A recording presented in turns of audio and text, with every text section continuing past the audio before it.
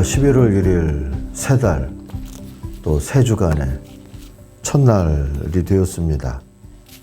오늘부터 시편을 한 주간 동안에 감사를 주제로 해서 시편을 묵상을 하려고 합니다. 이 아침 가족들끼리만 한 가지 약속을 하고 우리 한 주간을 묵상을 했으면 좋겠는데요. 묵상으로 끝내지 말고 한 주간 동안에 감사 챌린지를 한다, 이렇게 생각을 하시고요. 우리가 11월 첫 주일을 감사주일로 지키는데 그때까지 감사를 좀 쫙 쌓을 수 있도록, 그래서 그날 아침까지 치면 7일 동안에 하루에 3번씩 뭔가는 3가지씩 감사를 한다, 그렇게 좀 생각하고 하시면 좋을 것 같아요. 왜 7일 동안 3가지냐 하면 올해가 우리 교회 73주년이니까, 그리고 특별히 감사주일날 헌당식을 하면서 모든 게 은혜라고 고백하며 감사하는데 매일 3번씩 감사를 연습한다고 그럴까요? 실천한다고 할까? 그걸 요즘은 챌린지 한다고 얘기를 하는데, 그렇게 한번 해보시면 우리 감사주일날 우리를 온통 감사의 제물로 바칠 수 있지 않을까 하는 그러한 기대와 소망을 가지고 한번 같이 해보실 수 있기를 바랍니다. 자, 오늘은 시편 3편을 가지고 우리 묵상을 하겠습니다. 시편 3편을 읽습니다. 여호와여, 나의 대적이 어찌 그리 많은지요. 일어나 나를 치는 자가 많으니이다. 많은 사람이 나를 대적하여 말하기를 그는 하나님께 구원을 받지 못한다 하나이다. 여호와여, 주는 나의 방패시요 나의 영광이시요 나의 머리를 드시는 자이시니이다. 내가 나의 목소리로 여호와께 부르짖으니 그의 성산에서 응답하시는도다. 내가 누워 자고 깨었으니 여호와께서 나를 붙드심이로다.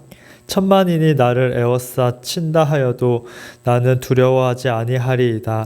여호와여, 일어나소서. 나의 하나님이여, 나를 구원하소서. 주께서 나의 모든 원수의 뺨을 치시며 악인의 이를 꺾으셨나이다. 구원은 여호와께 있사오니 주의 복을 주의 백성에게 내리소서. 아멘. 아멘.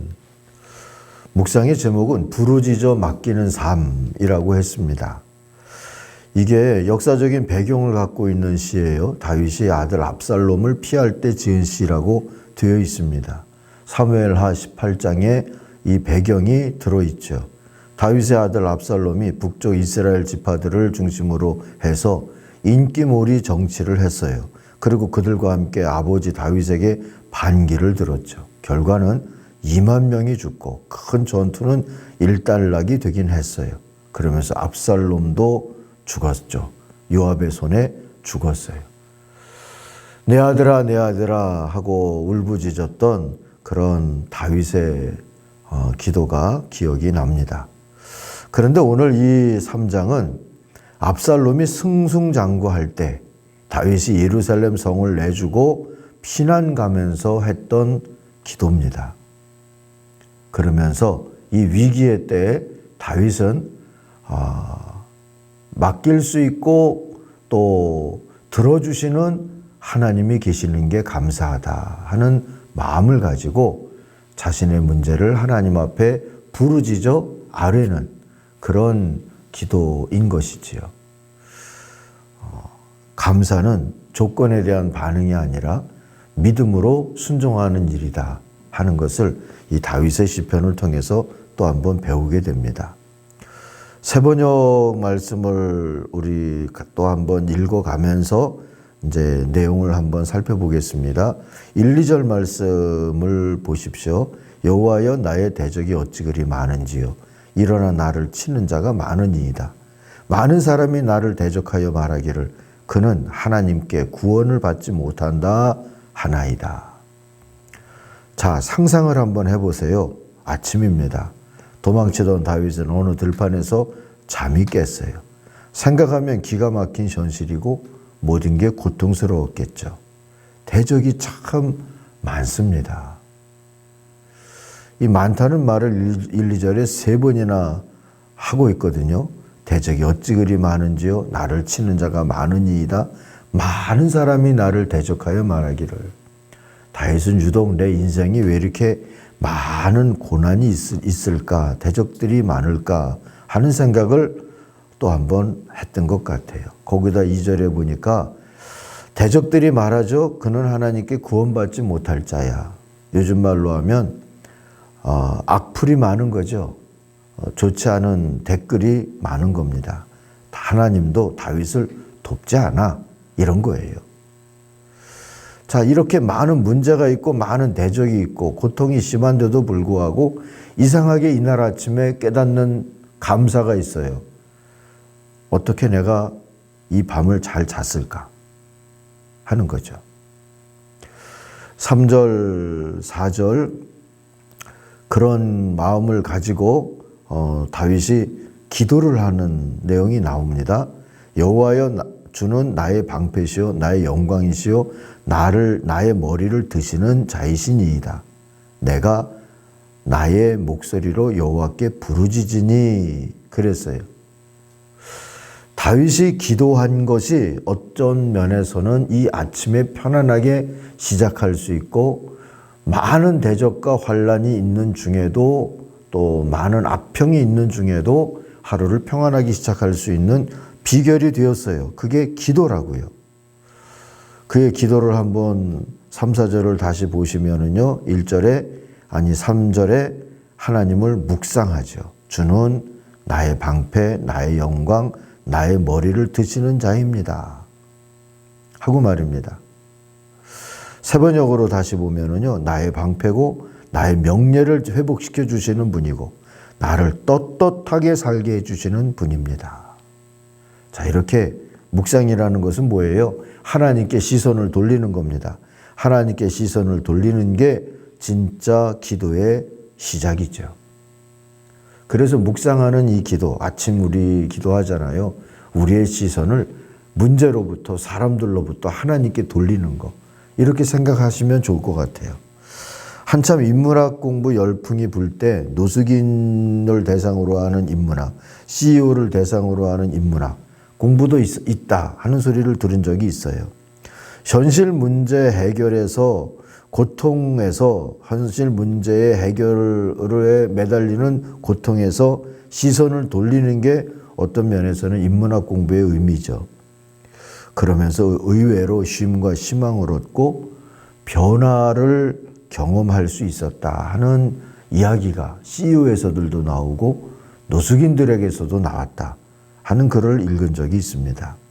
여러분, 이게 묵상의 심, 기도의 심이 될 수 있어요. 우리에게도 아침마다 이렇게 다윗이 기도했듯이 여러분도 기도하시고 하나님을 나의 하나님이라고 고백할 수 있는 묵상을 하십시오. 두 번째는 하나님을 향한 믿음을 고백하면서 찬양을 했어요. 자기가 묵상하고 깨달은 것을 주는 나의 이런 분입니다. 방패고 떳떳하게 살게 하시고 명예를 회복시켜 주시는 분입니다 하고 찬양하죠. 그 다음에 그렇다고 고통이 사라진 건 아니잖아요. 남아있는 고통은 어떻게 해요? 나의 목소리로 여호와께 부르짖었습니다 그래요. 고통을 맡기는 거죠. 자, 이렇게 기도하고 나니까 4절 후반부 절과 5절 6절을 보면 하나님의 응답이 있었다는 것을 우리에게 알려주듯이 고백을 합니다. 그의 성산에서 응답하시는도다. 내가 누워 자고 깨었으니 여호와께서 나를 붙드심이로다. 천만인이 나를 에워싸 진친다 하여도 나는 두려워하지 아니하리이다 하고 고백합니다. 하나님의 응답이 뭐예요? 압살롬이 물러가거나 문제가 해결이 된 것은 없어요. 그런데 4절을 보니까 임재의 체험을 하고 있죠. 하나님이 들으신다. 내 곁에서 지금 나의 신음소리까지 들으신다 하는 거죠. 내가 누워 자고 깼는데 하나님은 밤새도록 내게 들으셨다 하는 것을 깨달았다는 겁니다. 두 번째, 평안의 아침을 맞았다 하는 거죠. 평안의 아침을 맞았다라고 하는 이 문장 속에 이미 희망, 돌봄, 구원에 대한 기대가 들어있잖아요. 기도만으로도 여러분 구원의 증거인 평안을 얻을 수 있다는 거 여러분도 경험하면서 살고 계시죠? 이혜인의 시 아침 기도를 한번 소개해드리고 싶어요. 잠에서 깨어나 다시 듣는 새소리, 바람소리에 가슴이 뜁니다. 떠오르는 태양이 멀리서도 가까이 건네주는 사랑의 인사에 황홀해하며 가슴 가득히 그 빛을 넣어둡니다. 오늘 만나는 이들에게 골고루 이 빛을 나누어 행복할 수 있도록. 자, 아침에 하나님을 묵상하고 부르짖어 기도하면서 누릴 수 있는 평강과 소망이 이 아침 기도에 실려 있죠. 그러고 나니까 6절에 이렇게 평안을 선포할 수 있는 겁니다. 나는 두려워하지 않으리이다. 나는 두려워하지 않으렵니다. 하고요. 자, 그리고 7절, 8절 마지막 구절들이죠. 여호와여 일어나소서. 나의 하나님이여 나를 구원하소서. 주께서 나의 모든 원수의 뺨을 치시며 악인의 이를 꺾으셨나이다. 구원은 여호와께 있사오니 주의 복을 주의 백성에게 내리소서. 분위기가 달라졌죠. 1절, 2절에서 보면 대적도 많고 악평도 많고 이러면서 기도를 시작했는데 이제 기도하고 응답받으면서 이 희망차고 평강한 아침에 감사를 하다 보니까 하나님의 구원 행동을 상상하게 된 거예요. 하나님이여 일어나소서. 하나님의 나를 구원하소서. 원수의 뺨을 치시고 악인의 이를 꺾으셨다. 그러잖아요. 하나님의 구원 행동을 우리도 희망하기까지 상상하며 또 비전을 거기에 두기까지 우리가 기도하고 아침마다 평강을 누릴 수 있는 겁니다. 하나님의 구원 행동은 5절에서도 표현되었어요. 여호와께서 나를 붙드셨다. 그리고 7절에서는 주님 일어나십시오. 여러분 이 구절이 민수기 10장에서 보면 광야 생활을 할 때 텐트를 치고 살다가 다른 데로 옮겨갈 때 텐트를 성막을 특별히 꾸려가지고 제사장들이 둘러맬 때 이렇게 외치면서 나아갔죠. 여호와여 일어나소서. 여호와여 일어나소서 하고 말이죠.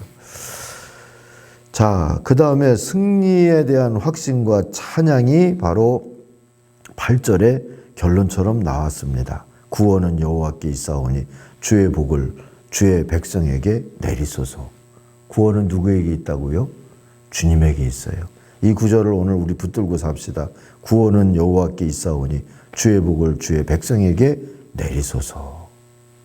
구원과 복이라고 하는 이 단어는 다 승리를 뜻하는 거죠. 이게 하나님으로부터 온다는 믿음을 가지고 하루의 시작을 복되게 하는 겁니다.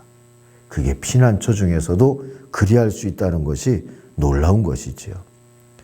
이 기도의 완성이 뭡니까? 하나님의 응답을 살러 나가는 거죠. 감사한 마음으로 이 하루를 또 어떻게 살지 하는 게 아니라 감사한 마음으로 이 하루를 주님과 함께 살 수 있다 하고 나가는 거죠. 여러분 오늘 하루도 감사로 사느냐, 두려움과 불안과 절망으로 사느냐, 우리 선택의 문제입니다. 대적을 보고 고통을 보면서 살 건지 하나님을 보면서 살 건지 이 아침에 결정하십시다. 골리앗에게 나아가면서도 다윗은 전쟁은 하나님께 속한 것이니 여호와의 구원하심이 칼과 창에 있지 않습니다 하면서 문제보다 문제를 다루시는 하나님께 시선을 고정하고 나가지 않았습니까? 이겨냈죠. 민수기 13장에 보면 정탐꾼의 이야기가 나오죠. 시각의 차이가 중요한 것을 깨닫습니다. 하나님의 눈, 믿음의 눈으로 본다면 승리가 보여요. 그러나 내 눈으로 보면 절망스러운 것들밖에 안 보이죠. 빌리 그레함 목사님이 해줬던 명언이라고 할까요? 세상을 크게 보면 하나님이 작게 보인다. 그랬어요. 반대로 얘기할 수 있겠죠. 우리는 하나님을 크게 보면 세상의 문제들이 작게 보여요. 하나님을 크게 보는 게 오늘 우리 감사 영성으로 살아가는 삶의 비결이 됩니다. 오늘 챌린지를 뭐 하면 좋겠습니까? 감사합니다로 시작하며 부르짖는 기도 3가지를 해보십시다. 하나님 이렇게 해주시고 이 문제를 맡아주십시오 하기 전에 내 기도를 들으시는 하나님 감사합니다. 나와 동행하시는 하나님 감사합니다. 나를 이기게 하시기 위해서 행동하시는 하나님 감사합니다. 이런 감사를 앞에 먼저 놓고 그리고 우리가 부르짖고 하나님 앞에 맡겨야 될 기도 3가지씩을 오늘 하고서 오늘 아침 묵상의 자리에서 일어날 수 있기를 바랍니다. 그리고 하나님을 기억하는 오늘 하루 종일 시간 또 그렇게 기도하면서 사십시다. 하나님 감사합니다 하고 또 기도하시고, 아셨죠? 이렇게 기도하면서 이 아침을, 또 한 주간의 아침을 감사 인생으로 살아내시기를 바랍니다. 기도하겠습니다. 우리의 기도를 들으시는 하나님 아버지 감사합니다. 모든 아침 가족들을 하나님께서 손길로 붙잡아 주시고 말씀으로 지도해 주시옵소서. 우리를 위해서 지금도 깨어 계시며 살아 계시며 행동하고 계시는 하나님 감사합니다. 믿음의 눈을 열어주셔서 우리 아침 가족들이 앞서 가시면서 구름기둥, 불기둥도 되어주시고 원수의 뺨을도 때려주시는 우리 하나님을 보게 하여 주시옵소서. 예수님의 이름으로 기도하옵나이다. 아멘. 하늘에 계신 우리 아버지, 아버지의 이름을 거룩하게 하시며 아버지의 나라가 오게 하시며 아버지의 뜻이 하늘에서와 같이 땅에서도 이루어지게 하소서. 오늘 우리에게 일용할 양식을 주시고 우리가 우리에게 잘못한 사람을 용서하여 준 것 같이 우리 죄를 용서하여 주시고 우리를 시험에 빠지지 않게 하시고 악에서 구하소서. 나라와 권능과 영광이 영원히 아버지의 것입니다. 아멘. 각자 기도하겠습니다.